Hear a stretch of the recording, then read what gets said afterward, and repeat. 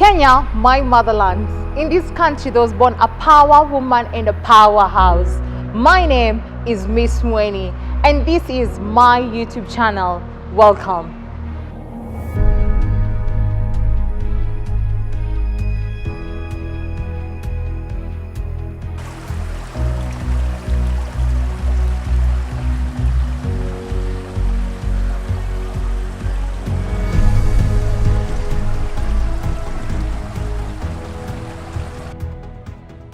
Good morning, Kenyans. It's yet another beautiful Friday, and I believe you've been doing okay since the last time that I met you.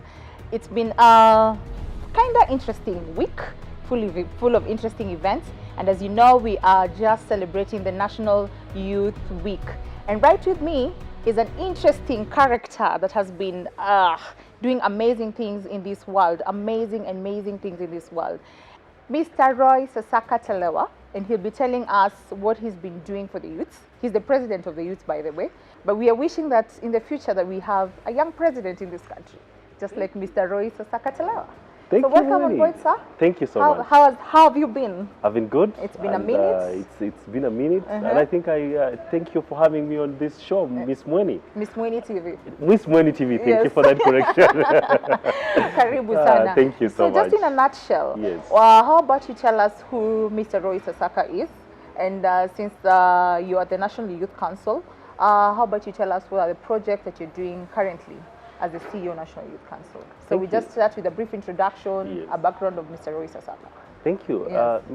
Miss Mueni, I want to say that Roy Sasaka Telewa is a youth of this country. And a youth, according to the Constitution, is between the age of 18 and 35. Okay. And how I come in is that I'm steering the National Youth Council. I'm the CEO for National Youth Council, a state agency that we were given by His Excellency the President to champion, harness the youth of the youth voice, and inform policy and legislation. So in a nutshell, that is what National Youth Council is all about, and that's the organization that Roy Sasaka Telewa is leading, is spearheading. That's interesting, and that brings me to my next question. I believe you're very young. I do not want to say how old you are on this show, but I believe you're very young. I don't mind. You don't mind? I'm turning 33 in October this year. Wow! So we should be singing a happy birthday. Happy birthday to me. I'm very good in events, so I'll organize something for you. Please do. Yes. Please do. So just a brief, could you kindly take us through a kind of brief background just to empower a youth out here who at 33, they're thinking like they're giving up, and you're here as a CEO. So how did you manage to go through that? You know, we see old CEOs. So even having you as a CEO and a young person, it's really motivating for us. So can you just give us a brief background? I want to say Mueni is about determination and resilience. Okay. Roy Sasaka comes from a very humble background, all the way from a village, Kimilili in Bungoma. From yes, a humble background, okay. a son to a teacher, a primary school teacher. Yeah. And when you look at their upbringing, I think what has made me to sit where I'm seated right now is just the determination that one day I want to go to that school, best school, and that to then my standard, University of Nairobi was the best school to go to, and I had to work hard to go to that school. Beyond that, you're looking at, you need to actually brand yourself, rebrand yourself. And how do you do that? You do that by acquiring the right skills and through determination. So at one point, you are doing a degree in BCom. Yes. Evening, I'm doing another one. And of course, one of the degrees is, of course, sponsored by government in a Bachelor of Communication and Political Science. And then beyond that, I look at myself, I see there is an opportunity for me also to venture into business. So I enroll myself in a BCom class. So during the day I'm doing this, during the evening Nairobi I'm doing hospital this. Still? Nairobi University? Yes. Not hospital but university. Yes, sorry. So I think it's also just, when you look at it, is how creatively can you utilize your time to make the most out of it. Because somebody else will see, this is a waste of time. Why are you, in fact, most young people used to ask me, why are you doing this for? And you see, with resilience, with determination, at around an early age, I'm also selling loans for Barclays Bank. Wow. Yeah, I'm coming to you, Mueni, I'm asking you, are you interested in a loan? And I'm being paid a commission. So when you look at all these things, is how do you engage your time meaningfully with how do you brand yourself in terms of acquiring the right skills, and how do you become resilient? Because along the way you'll still face setbacks and challenges along the way. And you don't choose jobs. I was selling loans along the streets. And they say loans are for... Exactly. I'm sure people have issues with this. No one wants the loans, Yes, and you need to make them because you need to make a livelihood. You need to pay for that extra degree you're doing from your pocket. So I think, and then from there, of course, I grew myself. I joined government. You joined government, right? Yes, there. I joined. So when did you join government? I started working with water resources management as a procurement officer. That is Warma. Then from there, of course, with the good work I was doing, I got another job with Competition Authority as a deputy head of procurement. Yeah. From there, I joined Central deputy Bank head. As now the head of procurement.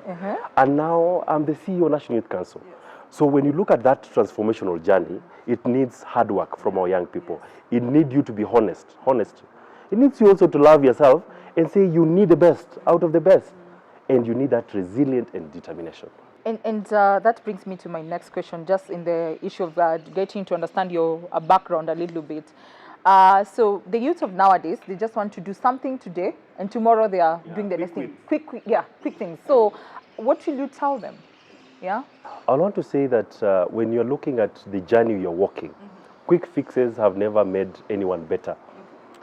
It's a journey that, of course, you need to walk with, of course, a clear picture of where we are going. And that's why I'm really emphasizing on determination. When you're determined, even if you sleep angry today, Mueni, tomorrow you will wake up very strong. And resilience, because these challenges, some of us see me today wearing suits, and they thought maybe I was born. In fact, I was in another meeting, and the young people are saying, those young people you're seeing there wearing suits have just been appointed, their fathers know someone. And I wish I could tell them my story and tell them who my dad is, who my mother is. It's not that. It's a journey you walk in redefining yourself. It's a journey it's a deliberate effort. You fall, you wake up. Yeah. One day you sleep angry, you say, no, tomorrow, I'm doing this for tomorrow, for the tomorrow's sake. Yeah, you go to high school, a day there is no electricity, you are using that lamp with mafuta. But you know, when you show your kid, somebody, they may not actually understand you. But it's a long journey, and I think quick fixes have never made anyone better. It's actually a short-term gratification. But when you want to grow yourself as a young person, you need to see what kind of a person do I want to make out of myself, and walk towards that. Get mentors along that line. If you want to go to communication, look for Mueni. Ask Mueni. And I'm sure Mueni will create time to speak to you and tell you when you want to be the icon in communication, this is how you go. Exactly. Right there. Mumeski Apo. Very important. Yes. So that brings me to me. That's a very interesting background. You know, when people look at you, they just think you're the son to the who's and who's. Yeah. You know, that's the notion everyone have.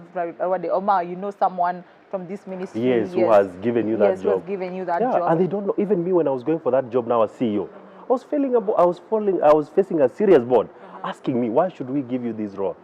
Why should we not give this guy who is also a CEO from somewhere else? And I told them no. So were you active in youth activities before? Actually, when you look at my journey in terms of leadership, and I think this is also a challenge to my fellow young people, is that you need to have passion in everything that you're doing. As early as joining the university, I was a youth leader at the university. I was in Sonu. I was the deputy speaker of Sonu. So leadership came at an early stage. And these things, you will not wake up and somebody tells, Roy, come and become the speaker of Sonu. No one will do that. You have to wake up and say, I want this. You have to convince people that I want this, and people will give you.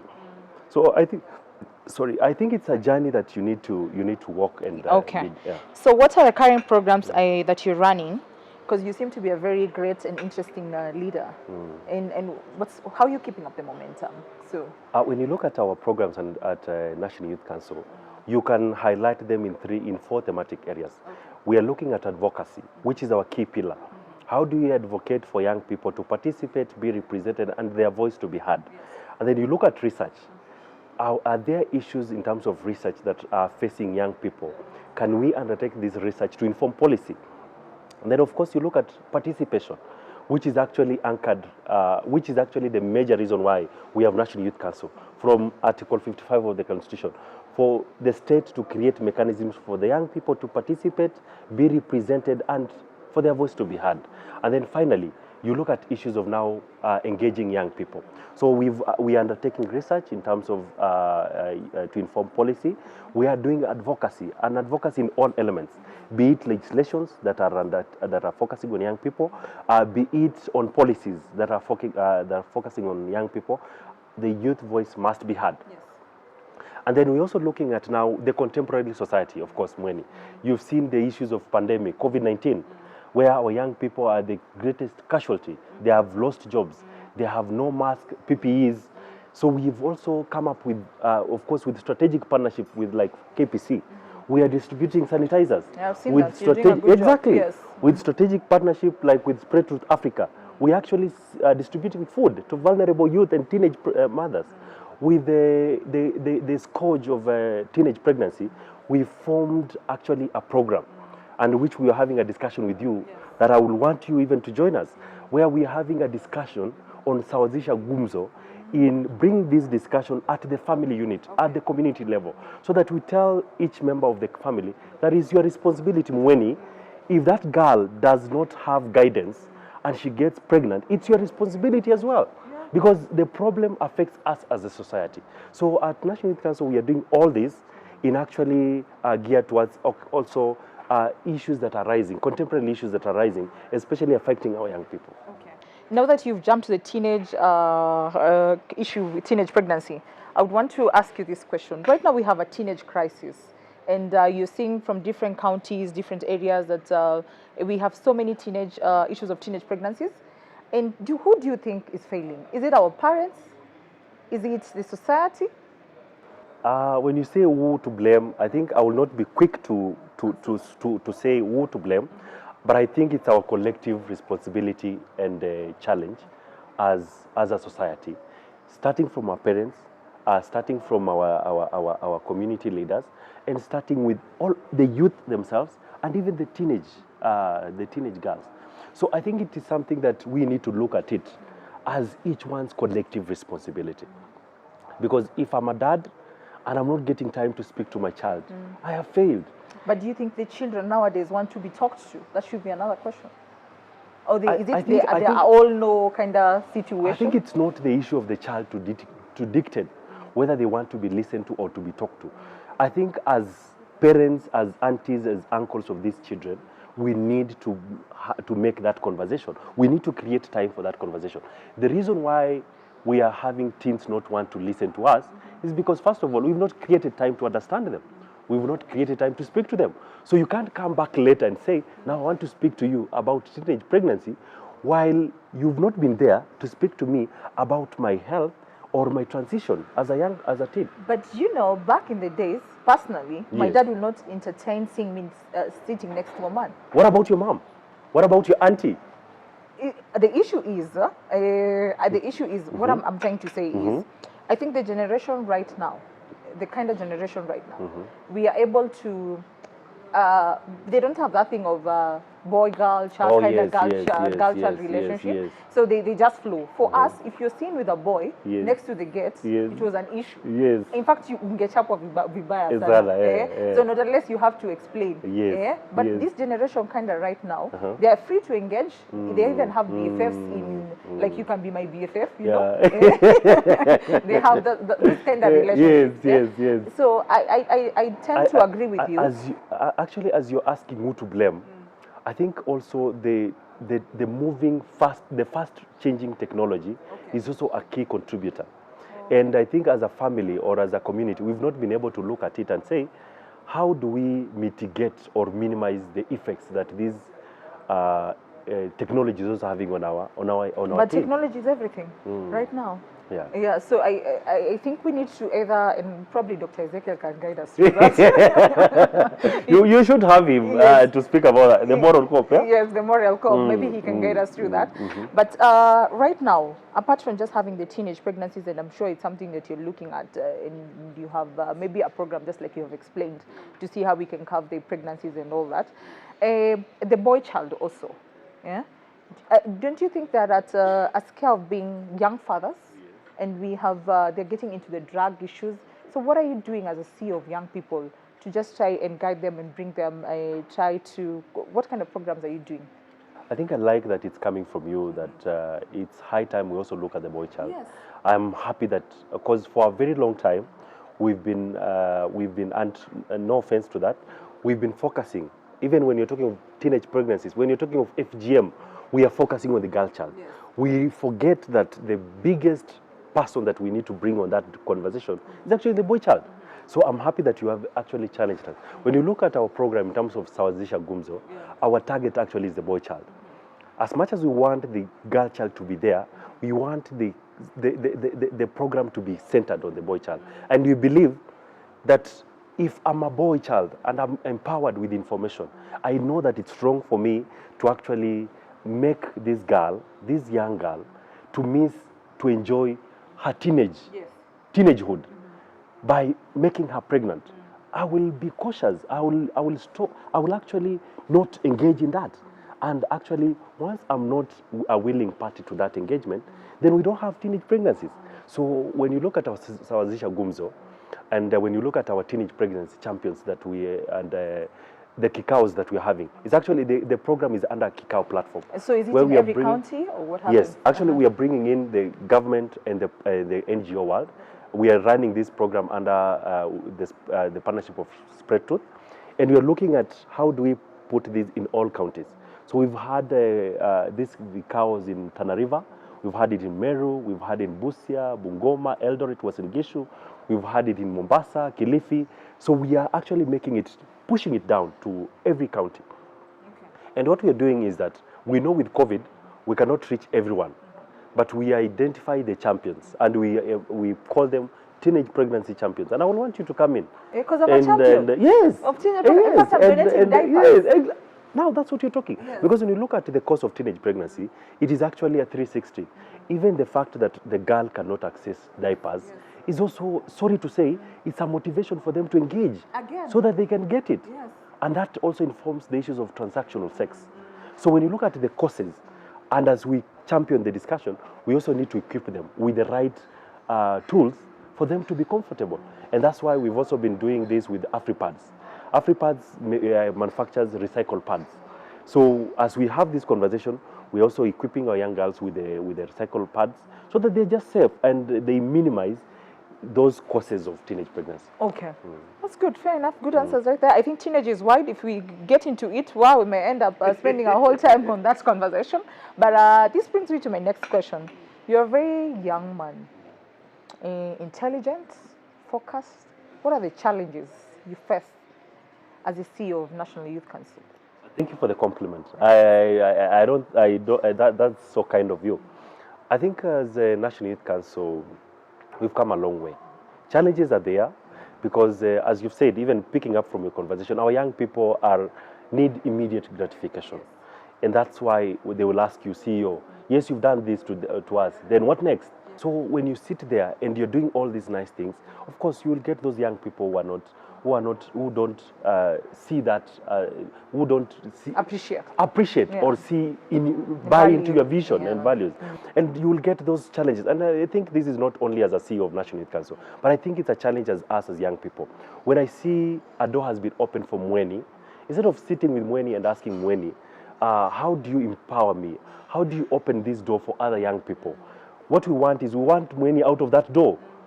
And when somebody else comes in who is old, we also want them out. Yes. So you ask yourself then, who do you want to sit in that seat? I think I'll be more comfortable if a young person is seated on that door, in that seat. Are they accessible? Because I know they will be accessible, they will open that door for me, and they will actually create more opportunities for other young people. So the only challenge is as young people, instead of empowering each other, we want to draw each other down. Does it only happen with because I see women to women kind of relationship? That's the problem. Do you even face that with your fellow men? I just want to ask you. I don't know if it's with my fellow men, but I think it's just with my fellow young people. Okay. When I see somebody like the other day, His Excellency appointed young people as CSS, as CSS Kas Nadia and Kas Mwangangi and the others. Instead of celebrating them, I'm asking, why was I not appointed? Instead of going and sitting to them and saying, yes, I have this program, how do I go about implementing this program? I'm asking, why was I not appointed? Instead of championing Echi and saying, Echi, thank you, kudos, add more of us on that table.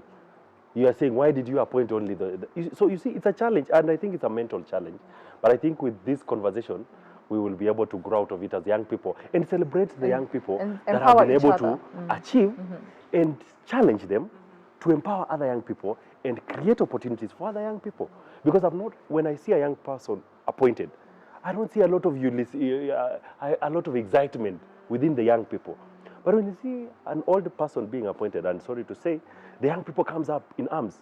So let's also learn to take the values, the best out of it, take advantage of it, and also let's just learn to stick together and empower this. Okay. The issue of youth unemployment.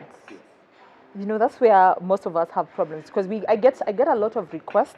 I have people asking on my DMs, requesting, "Hi, Miss Mueni, this is what I do." Like even today, this morning, I got like 10. Yes. Yeah, people asking. And even after this show, you'll get I'll get now that because I'm with the CEO, they'll be like, "Ebu, go and knock that door and give me that job." So I am like, yes. So how do we? What's your approach right now? Because we have the rate of youth unemployment is really high, yeah. And during this time of COVID-19, there are those that have lost their jobs. We have guys running into kazi mtaani. Someone maybe was working, for instance, at Radisson, or someone was working at Norfolk. But this person right now is forced to go to be jobless, not to be able to feed people. The people in the media industry, people in the events, guys who are loading those trucks, driving, because there are no events currently at the moment. And these are young people who are very creative. So what are you doing about it during this time of COVID-19? Because I want to believe either some of us are left in a kind of mental state disturbance, like you don't know what to do, you're at the verge of giving up. And those are the questions that are running on social media currently. Yes. I think, to start with, I would want to say that COVID-19 has brought challenges, not only to Kenya, but to the world at large. So that one we have to appreciate as young people, that the challenges are enormous. Having said that, I would want to appreciate our HE, our Youth Global, our boss, for actually coming up, seeing the plight of young people, us young people, and bringing kazi mtaani. When you look at the way that program is being run, and some of us sit in those steering committee, we can see total transformation of young people. If you interact with those young people, they will give you amazing stories on how they're able to bring food on their table and even make some savings. Having said that, we are looking at how do we make sure that we create more employment opportunities as a government so that more young people are actually engaged meaningfully. So I know when it comes to employment opportunities, those are not enough. And that's why we have what you call affirmative funds. We have the Youth Enterprise Fund, we have the Women Enterprise Fund, and we also have Uwezo Enterprise Fund. I happen to sit in the board of Youth Enterprise Fund. And when you look at what we are doing right now in terms of transforming the transformational agenda of young people, we are actually promoting entrepreneurship amongst our young people. And there are success stories. Mueni, trust me. Hold on there. Yes. Are those facilities available? Yeah, they are, Mueni. If I go knock right now, yes, just come up with a good proposal, Mueni. Come up with a very good business proposal, with a good, viable business idea. Then knock to the door, now that you are a lady, knock to Women Enterprise Fund, knock to, and you're also a youth, knock to Women Youth Enterprise Fund. You will access those funds. The only challenge we've had... But you need to have an AGPO kind of certificate. No, you don't need. Actually, for these affirmative funds, you just need registration. And I think those documentations, and I think when you visit the website, they will guide us on those requirements. So when you look at that, what this gives us an opportunity as young people is an opportunity for us, not to create employment only for us, not only to make or empower ourselves, but also to empower other young people. I see you today here with this Mueni TV show. I see young people here. I see a producer. I see an artist and a director. I see a facial, a makeup artist. And those are young people. Yes. That's how you create employment to other young people. That's how you create opportunities. So if Mueni can create opportunities to other 10 young people, Roy can create opportunities to other 5 young people, then these issues of unemployment actually will be a thing of the past. So that our only discussion with the government is add us more money. Whatever you gave us, we've already finished. Yes. Now add us more money. Please add us so more that we money. can create more opportunity. And I think our legislators are also watching this show. We are doing well with the money that you've given us. Add us more. Yeah. And on that note, I am coming for that money. you definitely need. And you need to put it in good use. I will. I'm already putting it in good use. So just keep empowering me. I'm coming for that money. Exactly. Yeah. So how many youths have you mentored so far? You as the CEO of National Youth Council, do you have like a database of the youth you've mentored? Today, what delayed me coming here, I was having a session with one of my mentees. Okay. And I was very happy, I was very proud when she came to see me in the morning and told me that she's been considered for a senior job, a young girl, 26, a senior job at UN ODC. Okay. And I was very happy because this is a young girl who was very actively involved in student leadership at University of Nairobi. And that's how actually she got to know about National Youth Council. And she got involved as a champion of National Youth Council. And we've worked a mentorship. So apart from her, I actually pride. When you come to National Youth Council, apart from the leadership, which is very youthful, starting from the heads of department, that is a deliberate move. When you walk to National Youth Council, you'll find young people in charge of finance, in charge of departments. Apart from that, we also have what we call Youth Participation Hub, where you have young people being mentored, learning how the public service works, and we actually champion for them to get opportunities. So in terms of mentorship, I think that is something that I'm very key on, and that is something I always challenge my fellow leaders, that given an opportunity, it is always good to improve one life at a time. Even if you can just change one life, that one life will change 100 and 1,000 lives. And I agree with you. So if someone wants to reach out to you for mentorship, are you accessible? Yeah, I'm accessible. Okay. Yeah, so challenge me enough to be a mentor. Okay. But I'm available on social media. Follow me on my Twitter handle at Roy Sasaka.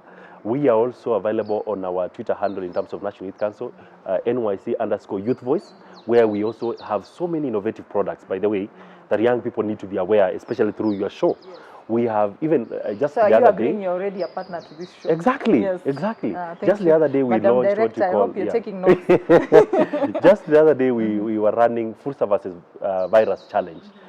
Just young people to come up with the economic recovery solutions. Okay. And His Excellency the President is going to announce the winners tomorrow of those young innovative solutions that have been done by young people. You can only find this by following us, engaging us on our social media, and visiting our offices.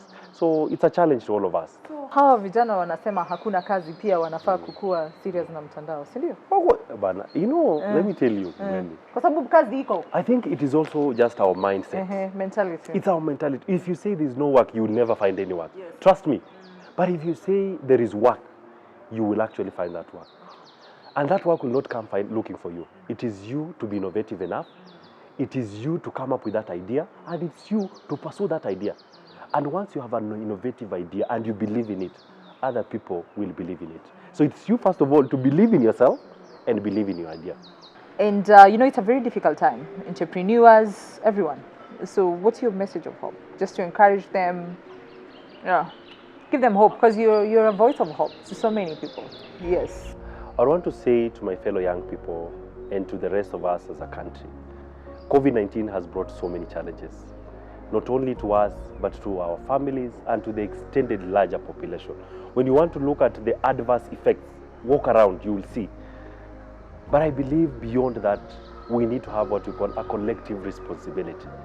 It's a time for us, it's actually a test to humanity. It is time for us to reach out. The most underlying thing that has come out during this COVID-19 has been the issues of mental health. National Youth Council, we've done what we call mental awareness campaigns across the country. But we believe that as a one person, if you're able to, just above humanity, to reach out to another young person and just talk to them and reach to them, it will be a game changer. Because once you are human, your mental health is not stable. You will not be stable enough to undertake anything, be it work, be it the daily hustle. But I believe we need to stick together as young people. We need to empower each other, and we need to rise above and be actually the people who are fighting this pandemic for this generation and the future generation. And that brings me to an end of this conversation. You're really doing an amazing job. You're shining, keep doing what you do best. I can see your office. One thing I haven't mentioned, Mr. Roy's office is full of young people. Thank you for mentioning. Young people. Thank you for mentioning. So if you say that there are no jobs, the youth out there, this is what I will tell you. Go to these doors, knock. Yeah? Find your space, and there's no one who's gonna push you to get there. He's just challenged us that we should have the mentality that we should have, has to be a very positive mentality. So push yourself, grind. I keep saying on my pages, arise and shine, keep grinding in whatever little thing that you're doing, and very soon you'll find your space. So I wish you all the best. This was a beautiful discussion with Mr. Roy Sasaka. Looking forward to our next engagements, as he said. Let them be ambassador of teenage pregnancy. Have a lovely day and enjoy your evening. Thank you very much. Thank you, Mueni.